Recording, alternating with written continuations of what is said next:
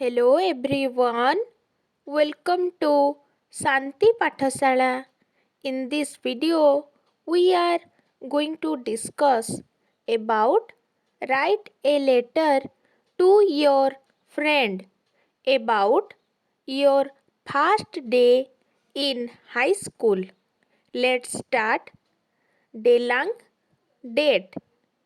My dear Rabi, please take my friendly salute. I got your letter. You have asked me to write you about my first day in high school. I am writing it below. On last Monday, I went with my father to the Alaka High School.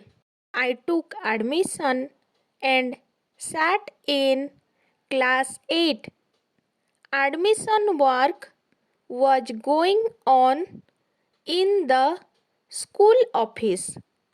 That day, I attended the prayer class. In the first period, our class teacher came to our classroom. He made the roll call and told us a nice story. In the second period, our English teacher came. He asked us our names and the names of our old schools. Another teacher came in the third period. He called out the routine and the book list. That day, our class was suspended after third period.